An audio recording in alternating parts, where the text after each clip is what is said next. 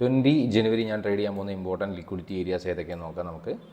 നിഫ്റ്റിയിലാണെങ്കിൽ 23,135 എന്നുള്ള down side liquidity, ഇതിൻ്റെ താഴേക്കാണ് market ആദ്യം വരുന്നതെങ്കിൽ ഞാൻ അപ്പ് സൈഡിലേക്കായിരിക്കും ട്രേഡ് പ്ലാൻ ചെയ്യുക. ഇനിയല്ല 23,353 മുകളിലേക്കാണ് മാർക്കറ്റ് ആദ്യം പോകുന്നതെങ്കിൽ ഞാൻ ഡൗൺ സൈഡിലേക്കായിരിക്കും ട്രേഡ് പ്ലാൻ ചെയ്യുക. മാർക്കറ്റ് ഇനി അല്ല ഇതിൻ്റെ രണ്ടിൻ്റെയും സെൻറ്ററിലാണെങ്കിൽ അന്നത്തെ ദിവസം ക്രിയേറ്റ് ചെയ്യുന്ന ലിക്വിഡിറ്റി ഏരിയയ്ക്ക് അനുസരിച്ചിട്ടായിരിക്കും ട്രേഡ് പ്ലാൻ ചെയ്യുക. ബാങ്ക് നിഫ്റ്റിയിലാണെങ്കിൽ പ്രോപ്പറായിട്ടുള്ളൊരു IDX ഏരിയകളോ ലിക്വിഡിറ്റി ഏരിയകളോ ഒന്നും തൊട്ടടുത്തില്ല. അപ്പോൾ നമുക്ക് ഈ ഒരു ഇന്നത്തെ ദിവസത്തെ 17-ാം തീയതിത്തെ ഡേ ഹൈയും ഡേ ലോയും ലിക്വിഡിറ്റി ആയിട്ട് കൺസിഡർ ചെയ്തിട്ട് ട്രേഡ് പ്ലാൻ ചെയ്യാം. അതൊരു ലിക്വിഡിറ്റി ഏരിയ എന്ന് തന്നെ നമുക്ക് പറയാൻ പറ്റുള്ളൂ.